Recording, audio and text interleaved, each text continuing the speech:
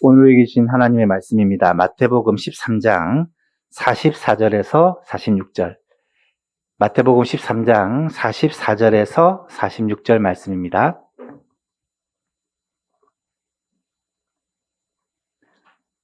마태복음 13장 44절에서 46절 짧은 본문이니까 우리 함께 봉독하시겠습니다. 함께 있습니다. 천국은 마치 밭에 감추인 보화와 같으니 사람이 이를 발견한 후 숨겨두고 기뻐하며 돌아가서 자기의 소유를 다 팔아 그 밭을 사느니라. 또 천국은 마치 좋은 진주를 구하는 장사와 같으니 극히 값진 진주 하나를 발견하며 가서 자기의 소유를 다 팔아 그 진주를 사느니라. 아멘. 오늘은 예수님의 이 천국 비유에 대한 마지막 말씀이죠. 감추인 보화와 진주 비유에 대해 말씀을 나누겠습니다. 마태복음 13장을 우리가 비유장이라고 말씀을 드렸죠. 하나님의 나라, 천국을 비유로 알기 쉽게 설명을 해주시는 내용입니다. 7가지 비유가 나타나는데요. 우리 첫 시간에는 씨 뿌리는 자의 비유에 대해서 말씀을 살펴보았습니다. 천국, 곧 하나님의 나라, 이 복음은 말씀의 전파, 복음 전파를 통해 확장되어 간다라는 것을 이 씨 뿌리는 비유를 통해 보여주는데요. 여기서 씨는 하나님의 말씀이고 복음인데 이 씨가 뿌려진 밭이 어디냐? 사람들의 마음이라는 것입니다. 하나님의 말씀을 듣는 사람의 그 마음이 어떠냐에 따라 결과가 완전히 달라진다. 좋은 밭에 뿌려진 씨가 열매를 맺는 것처럼 좋은 마음으로 하나님의 말씀을 받고 인내로 순종하면 그 말씀이 열매를 맺게 된다라는 것을 보여주고 있죠. 두 번째 시간에는 이 가라지 비유에 대해서 말씀을 살펴보았습니다. 가라지 비유를 통해 알 수 있는 것은 이 세상에는 악과 선이 공존한다. 선과 악이 공존한다라는 것이죠. 하나님의 백성들이 이 땅에 살아가는 한은, 하나님의 백성이 이 세상에 살아가는 한은 영적 전쟁이 끊어질 수가 없다라는 것을 우리는 알아야 합니다. 그러면 어떻게 해야 됩니까? 이 세상에 있는 악들이 다 없어져 버리면 되는 것 아닙니까? 하지만 하나님은 세상 끝날까지 가라지를 그대로 두라고 명령을 하십니다. 심판날까지 악한 자들이 이 선한 자들과 하나님의 백성과 악한 자의 자식들이 함께 살아갈 수밖에 없다라는 것을 우리는 알아야 합니다. 그러면 우리가 해야 될 일은 무엇이냐? 악한 자를 제거하는 게 아니라 하나님의 백성들에게 하나님의 관심이 있다는 것을 알아야 하고 한 영혼이라도 더 구원받고 영생을 얻도록 하나님의 백성이 되도록 하는데 우리가 관심을 가져야 된다라는 것입니다. 악한 자들은 심판 때가 되면 하나님께서 친히 심판을 내리실 것이다 라고 말씀을 합니다. 사랑하는 성도 여러분, 이 세상에는 반드시 끝이 있습니다. 그리고 그 끝이 얼마 남지 않았습니다. 세상 끝날까지 말세를 살아가는 우리가 해야 될 일은 악을 미워하는데 에너지를 쓸 것이 아니라 하나님의 백성, 주의 백성들을 돌보고 또 한 영혼이라도 더 구원받고 하나님의 백성이 되도록 하는 일에 우리의 관심을 쏟아야 된다라는 사실을 보여주고 있죠. 세 번째 비유는 겨자씨 비유와 누룩 비유 두 가지 비유를 함께 살펴보았습니다. 이 두 비유는 무엇보다 천국의 확장성, 복음의 확장성을 보여주는 비유다라고 말씀을 드렸죠. 복음은 처음에는 미약해 보여도 나중에는 번성하게 된다라고 말씀을 드렸습니다. 겨자씨 한 알이 눈에 보일 듯 말 듯 하지만 이것이 자라서 큰 나무와 같이 되는 것처럼 이 많은 가루에다가 누룩 조금을 넣었더니 이 가루 전체를 부풀게 하는 것처럼 복음은 그 시작은 미약할지라도 점점 번성하고 창대해져 갈 것을 말씀하고 있는 거죠. 세계 역사를 바라보아도 한국 교회의 역사를 바라보아도 이 말씀은 그대로 증명이 되고 있죠. 두 번째로 복음은 세상 사람들에게 참된 안식을 준다라고 말씀드렸습니다. 겨자씨가 모든 씨보다 작은 것이지만 후에는 자라서 나무가 되며 공중의 새들이 그 나무의 가지에 깃들이게 된다. 쉼을 얻는다. 실제로 복음이 전해지는 곳에는 언제나 이런 역사들이 일어나고 있습니다. 가난한 사람들이 부유하게 되고 배우지 못한 사람들이 배우게 되며 연약한 사람들이 힘을 얻고 지쳤던 사람들이 안식을 얻는 그런 일들이 일어나고 있죠.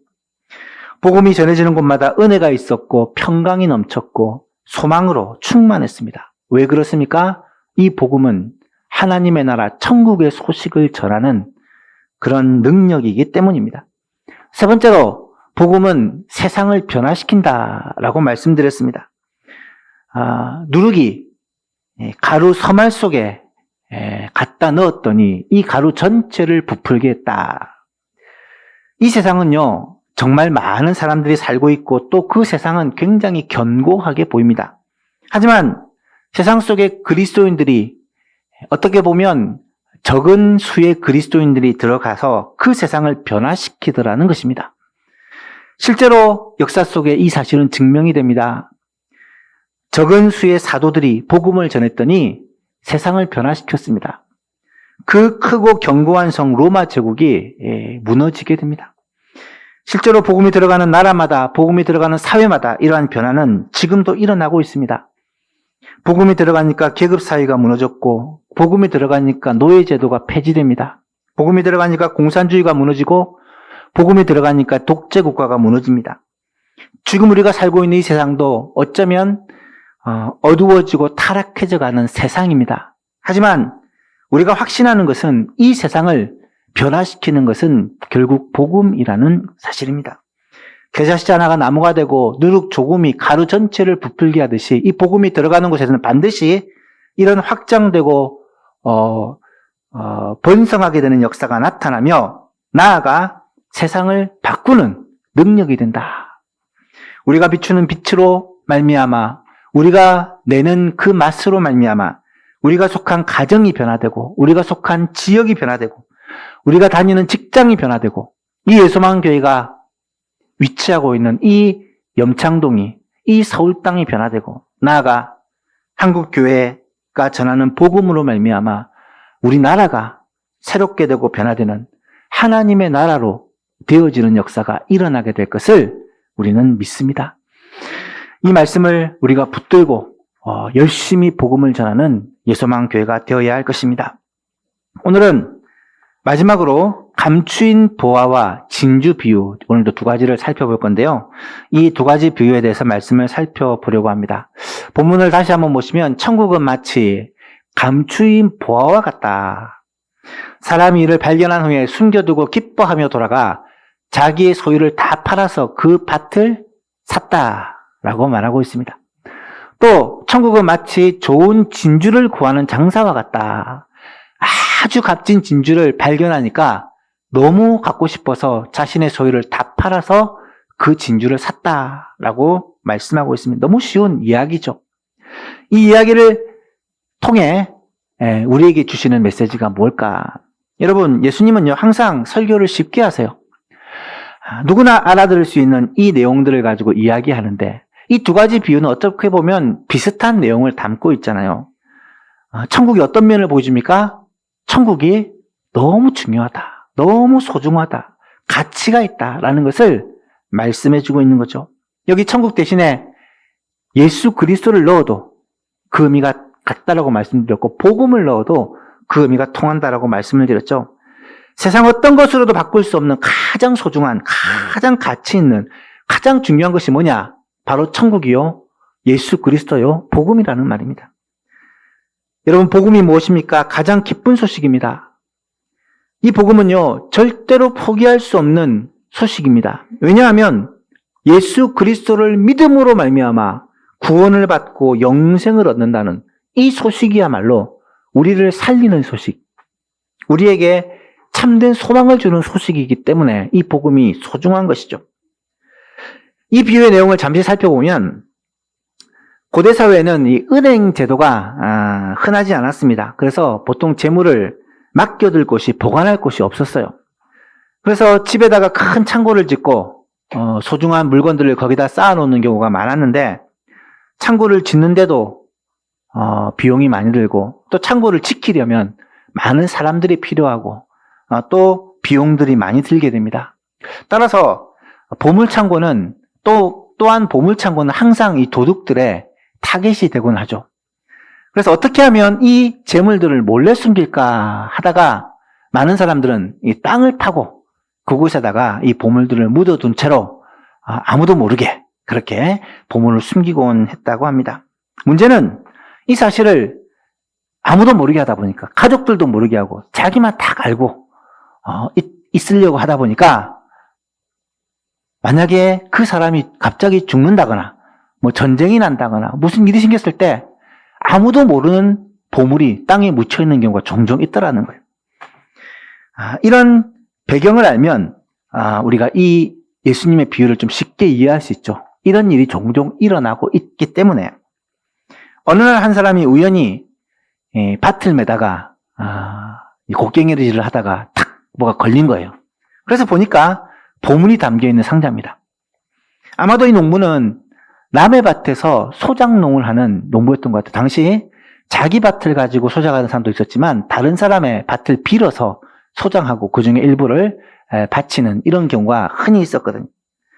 아마도 이 사람이 갈등이 했겠죠. 이것을 어찌해야 되나, 주인한테 얘기해야 되나. 나한테 이 밭을 매도록 맡겨둔 걸 보니까 분명히 주인도 모르는 보물인데 어떻게 해야 되나. 그래서 합법적으로 그 보물을 소유할 수 있는 방법을 생각해낸 겁니다. 방법이 있죠. 그 밭을 사버리면 그 밭에 숨겨있는 보물은 자기께 되잖아요. 물론 현행법으로는 안 됩니다. 지금 그런 일이 생기면 이러면 안 돼요. 이 당시는 이것이 합법적이었기 때문에 이 사람은 이 밭을 사자라고 생각을 한 겁니다. 밭을 사기 위해 이 사람은 전 재산을 다 팝니다. 자기에게 이 밭을 사는 것이 힘든 일이었죠. 다 팔고 그것도 모자라니까 또 옆 사람한테 빌리고 그래서 돈을 마련해서 결국 그 밭을 사버린 거예요. 아마도 사람들은 이 사람의 행동에 대해서 이해를 못했을 거예요. 아니 남의 밭을 빌어서 농사를 잘하고 있는데 왜 갑자기 그 밭이 욕심나서 살려고 하는지 돈이 없으니까 자기 있는 거 다 팔고 그것도 모자라서 사람들에게 빌리러 다니는 모습이 이해가 되지 않는다라고 생각했을지 모릅니다. 하지만 그 사람은 그렇게 하면서 어땠을까요? 얼마나 좋았겠어요? 행복했을까요? 내가 이 밭을 사게 되면 그 안에 있는 보물은 다 내 거야. 내가 밭을 사기 위해 희생한 것에 비하면 비교할 수 없는 가치가 그 안에 들어있다는 걸 알기 때문에 이 사람은 그렇게 하면서도 조금도 아까워하지 않았을 것입니다.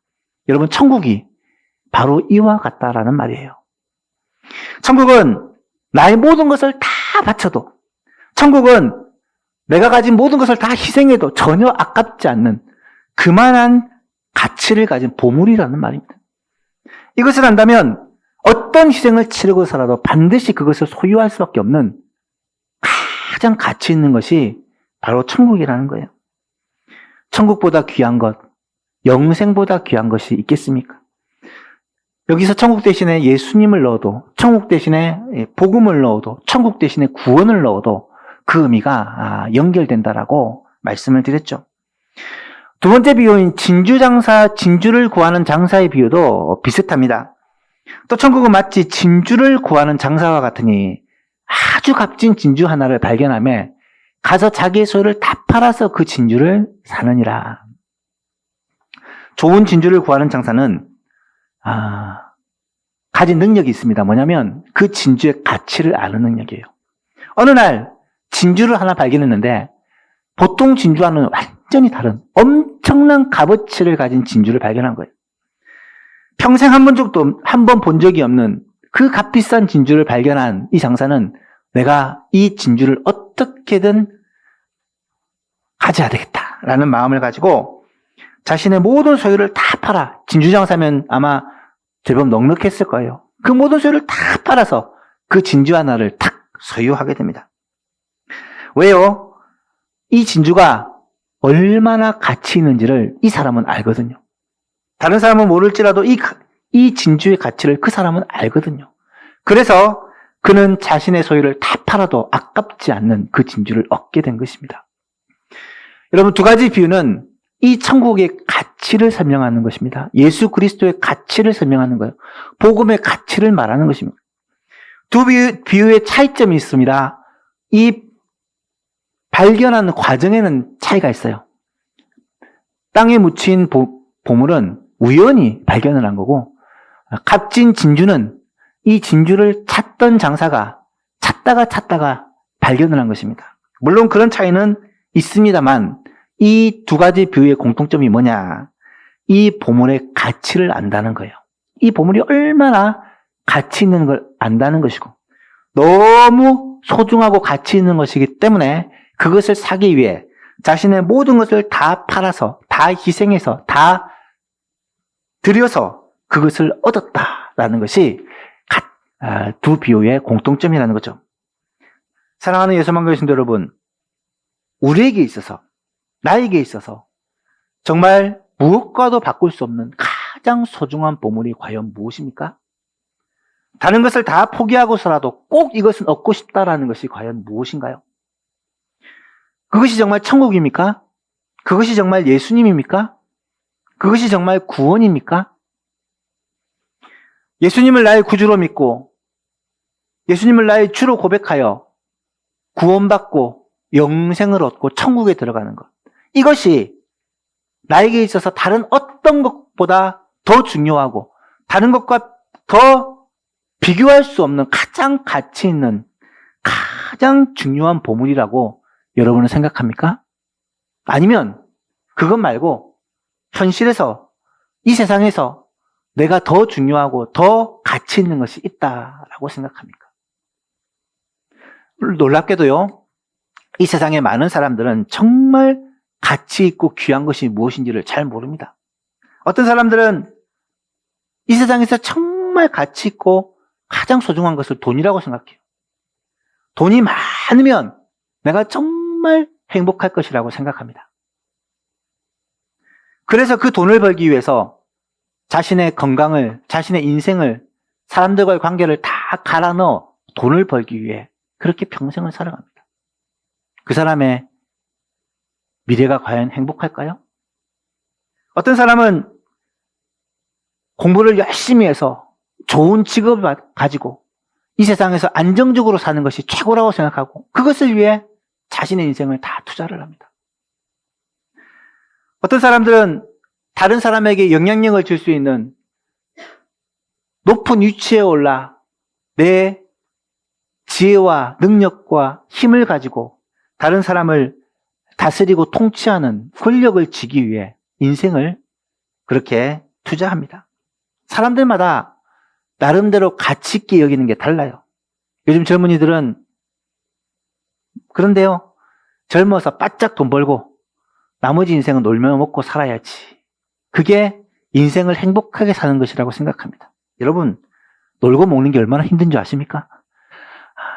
인생은 무엇인가 가치를 위해, 소중한 가치를 위해 정말 열심히 수고하고 땀 흘리고 사는 게 행복이라고 하나님은 말씀해 주셨는데 어리석게도 인생은 내 마음대로 내가 하고 싶은 대로 즐기며 놀며 낭비하며 사는 것을 행복이라고 생각하는 거예요. 세상 사람들은 정말로 복음을 들어도 그 복음의 가치를 알지 못해요. 복음을 들어도 예수 그리스도 안에 있는 영원한 생명, 영원한 천국에 대한 이 메시지를 들어도 그것이 얼마나 중요하고 가치 있는지를 모른다는 거예요. 왜 그렇습니까? 그들은 정말 중요한 것을 보는, 소중한 것을 보는 눈이 가려졌기 때문에, 정말 가치를 바라보는 눈이 멀었기 때문에, 돈, 건강, 지식, 명예, 권력, 이 세상의 가치들이 오히려 그들에게는 더 크게 보이기 때문에 눈이 먼 거죠. 영적인 눈을 가리게 하는 영적인 존재가 있기 때문이라는 거예요. 성경은 이에 대해서 이렇게 말합니다. 만일 우리의 복음이 가리었다면 망하게 하는 자들에게 가려진 것이다.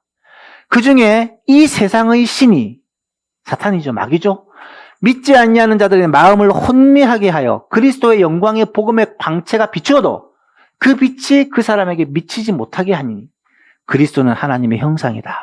예수 그리스도 복음의 광채가 그렇게 비치는데도 깨닫지 못하고 보지 못하는 거예요. 왜? 가리었기 때문에. 가라지 비유에서도 말씀하고 있죠. 이 세상에는 악한 자들, 하나님의 백성들과 악한 자들의 자식이 함께 살아가고 있어요.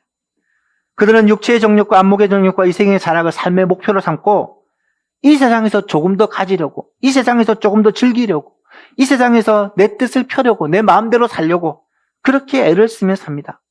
그러다 보니 복음의 광채가 비추어도, 예수 그리스도의 그 빛이 비추어도 깨닫지 못하고 그것의 가치를 알지 못하고 그것을 붙들지 않더라는 거예요. 얼마나 안타까운지 알 수가 없습니다. 하지만 예수님은 말씀하세요. 사람이 만일 온 천하를 얻고도 제 목숨을 잃으면 무엇이 유익하리요? 사람이 무엇을 주고 제 목숨과 바꾸겠느냐? 아무리 좋은 것, 아무리 위대한 것 내가 붙들어도요, 생명을 잃으면 무슨 의미가 있겠느냐? 예수님은 이 세상의 가치가, 이 세상의 모든 소중한 것이 과연 네 목숨만큼 중요하냐라고 묻고 있어요. 여기서 목숨은 단지 육신의 이 목숨을 말하는 게 아니에요. 세상에서의 성공이, 세상에서의 쾌락이, 좀 더 부자로 사는 것이, 좀 더 떵떵거리며 사는 것이 영원한 생명과 맞바꿀 만큼 중요한 것이냐? 이 세상에서의 삶은 길어야 70년, 80년, 100년이지만 이 세상을 떠나는다 우리는 영원한 삶을 살게 될 것인데 그 영원한 삶을 천국에서 사느냐, 지옥에서 사느냐, 이 결정이 나게 될 것인데 이 영생과 맞바꾸겠느냐라고 묻고 계신 거예요. 우리의 소망교회는 멀리서 오시는 분들이 계십니다. 인천에서 오시는 우리 집사님, 권사님도 계시고요. 저기 이천에서 오시는 집사님, 권사님도 계세요. 서울이지만 버스를 타고 1시간 반 이상을 버스, 지하철, 버스 이렇게 갈아타고 오시는 권사님도 계세요. 사람들은 이해를 못합니다. 아니 도대체 왜 그리 멀리서 우리 교회까지 오는 것일까? 세상 사람들은 세상에 교회가 이리 많은데 왜 꼭 다니던 교회를 다녀야 되나? 좀 더 효율적으로, 좀 더 효과적으로, 좀 더 편안하게 신앙생활하면 안 되냐라고 생각을 합니다. 심지어 많은 사람들은 교회를 쇼핑하듯이 고릅니다. 이 교회 가면 이것이 마음에 들고 저것은 마음에 안 듭니다. 이 교회 가니까 이건 마음에 안 드는데 저건 마음에 듭니다. 이렇게 저렇게 교회를 쭉 다니다 보면 어느 순간 내 마음에 드는 교회가 있겠지라고 생각하며 그렇게 교회를 방황하는 성도들이 꽤 있습니다. 여러분, 그렇게 해서 고른 교회가 과연 그 사람의 영적인 고향이 될 수가 있을까요? 정말 그 교회에서 뿌리를 내리고 신앙생활을 잘 할 수가 있을까요? 교회라는 단어는요, 에클레시아라는 단어는요, 내가 고르는 것이 아니라 하나님이 불러주신 사람들의 모임이라는 뜻입니다. 교회는 그리스도의 몸이라고 말씀드렸죠. 내 마음에 드는 것을 골라서 내 몸에다 갖다 붙이는 그런 사람은 없잖아요. 그리스도를 중심으로 하나님이 주신 몸을 잘 자라도록 그렇게 돌보는 것이 소중합니다. 여러분, 멀리서 교회에 오시는 분들이 왜 힘들게까지 이곳에서 신앙생활을 하는 것일까? 이유는 분명합니다. 2시간씩 차를 타고 오고 지하철을 타고 오고 힘들게 교회 와도 이곳에 와서 영적인 가족들을 만나고 이곳에 와서 우리 목사님의 설교를 듣고 이곳에 와서 교회를 위해 헌신하고 수고하는 것이 나에게는 더 기쁨이 되기 때문입니다. 주의 교회를 위해서 그렇게 함께 힘을 모을 때 그것이 나의 영이 살고 내 신앙이 사는 길이기 때문에 그들은 힘들지만 어렵지만 희생을 해서라도 이렇게 교회에 와서 함께 신앙생활을 하는 거죠. 정말로 중요한 것은요, 모든 것을 다 주고서라도 바꿉니다. 정말로 소중한 것이 있다면 어떤 희생을 치르고서라도 반드시 그것을 얻으려고 합니다. 나에게 있어서 가장 소중한 것이, 나에게 있어서 가장 귀한 것이 예수 그리스도가 되기를 바랍니다. 나에게 가장 소중한 것이 복음이 되기를 바랍니다. 나에게 있어서 정말 모든 것을 다 양보해도 바꿀 수 없는 것이 천국이 되고 영생이 되는 것이 영생이 되기를 바랍니다. 예수 믿고 구원받고 천국 가는 것. 여러분, 이것과 바꿀 수 있는 것이 과연 어떤 것이 있을까요? 그런데 문제는요, 이 가치가 비단 나 자신뿐만이 아니라는 겁니다. 사랑하는 가족들에게도 사랑하는 친지들에게도, 사랑하는 이웃들에게도, 사랑하는 친구들에게도 예수 믿고 구원받고 영생 얻고 천국 가는 것, 이것보다 더 중요하고 더 가치 있는 것이 없다라는 사실이에요. 여러분 그렇지 않습니까? 돈을 아무리 많이 준다고 해도 구원받지 못하면 무슨 소용이 있겠습니까? 소원을 다 이루어준다고 해도 천국에 가지 못하면 무슨 의미가 있겠습니까?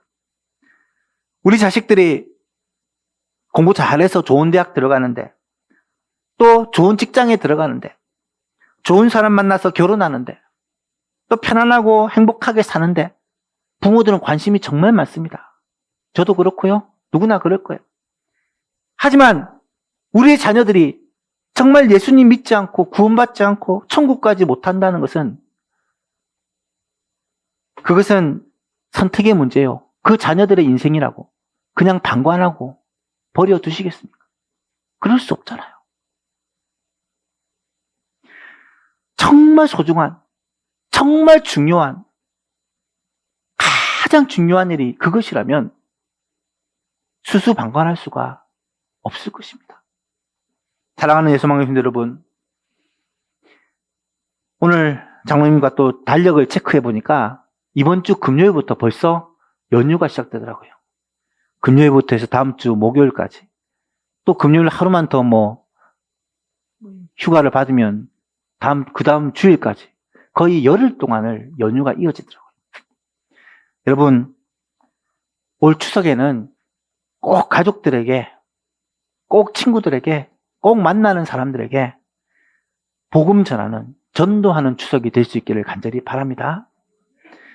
세상에서 가장 중요한 일이, 이 세상에서 가장 가치 있는 일이, 정말 무엇과도 바꿀 수 없는, 무엇을 주고라도 희생하고라도 반드시 붙잡아야 되는 것이 예수 믿는 일이고 구원받는 일이고 천국 가는 일이라면, 여러분, 이 복음을 담대하게, 이 복음을 정말 지혜롭게 잘 전할 수 있는 기회가 이번 추석이 될 수 있기를 간절히 바랍니다. 계속해서 말씀드리지만 올 가을은 영혼 구원의 열매를 거두는 가을이 되었으면 좋겠습니다. 여러분, 내가 전도해야 될 영혼이 있습니까? 가족이든 친지든 친구든 이웃이든 누구든지 내가 꼭 복음 전하여 구원해야 될 영혼이 있습니까? 올 가을에는 놓치지 마시기를 바랍니다. 지금부터 그 사람을 위해서 기도하고, 날마다 그 사람을 위해서 기도하고, 어떻게 그 사람을 섬길 것인가, 어떻게 사랑을 베풀 것인가, 어떻게 그 사람에게 이 복음을 전할 것인가, 하나님께 지혜를 구하며 애를 쓰고 온갖